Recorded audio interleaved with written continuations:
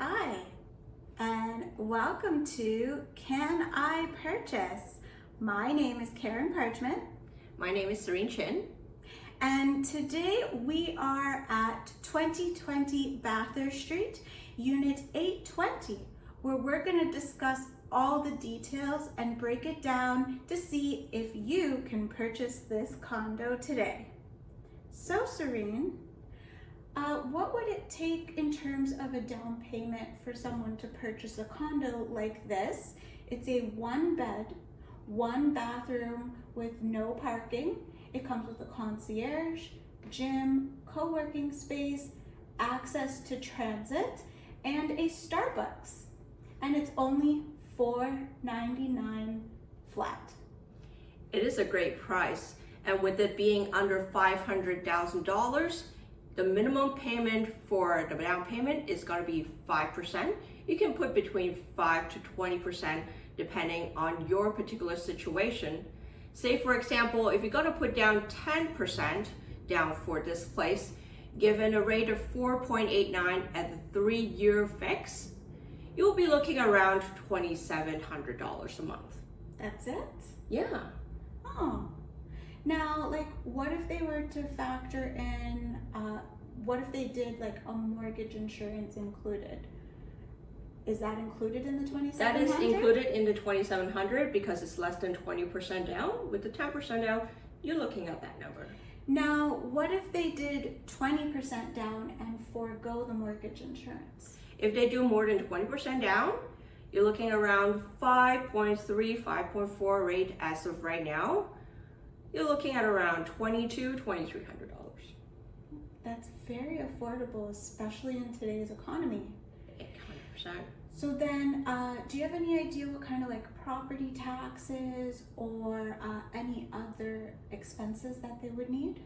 Well, other than property taxes, you'll have to factor in the closing costs for this place, which includes the land transfer tax, legal cost, and often we want our homeowners to factor in after they move into the place, like insurance, yes. Moving costs as well, right? A lot of people forgot about they have to pay their movers for this place. Right, and then also if you're a first-time home buyer, you can get a rebate of up to $4,000 per person. So for a property of this size, that will definitely factor in and actually lower it substantially.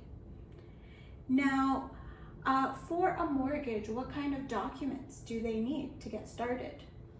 Usually, depending on your situation and employment, with fully salaried people, we'll usually need your T4s, your letter of employment, okay, and also we need a source of your down payment. Now, what happens if the source is gifted? If it's gifted, then we'll need a gift letter from whoever you're receiving it from, usually from immediate family members, right. Your parents, your brothers and sisters. What if it's an inheritance? Inheritance will be a little bit different. We'll need a little bit more legal documents to be able to. Now, what if it's someone like myself who's self-employed? Self-employed, I love. We have a lot more documents to give as a self-employed.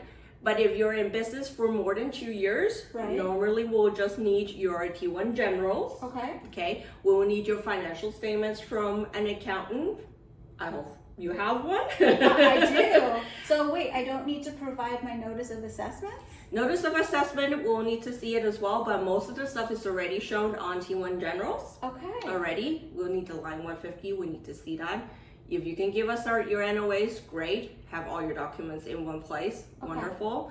Remember to separate all your business stuff from your personal stuff, because sometimes we'll need to see those bank statements as well. Oh, no, I completely understand. As a business owner, that was one of the big mistakes I made in my first year. And now I've learned, and they're separate. Yes, to separate. And if you're going to transfer money, make sure you don't transfer it to 3, 4, 5, 6 accounts, because we'll need all those paper trail. I'll tell you a story. One time I have a self-employed client. Once he paid himself, he transferred his money into 6 different accounts. And at that point, sometimes we need to see 12 months of statements. Who is he supporting with those 6 accounts? We are not to disclose that kind of information here, Okay. but I ended up need to see over 100 bank statements just to trace all that money back so in one place. So, lesson learned, keep your money in 1 to 2 accounts, if most. Yes. Is there anything else that I'm forgetting? Because, it's a long list. It is a long list, and every single business owner is different. Okay. We always, if you're incorporated, we need your articles of incorporation as Right. well, and your business license if you're sole proprietors and partnership. Okay. And if you're commissioned people like you and I, then we'll also need a letter from our brokerage as well.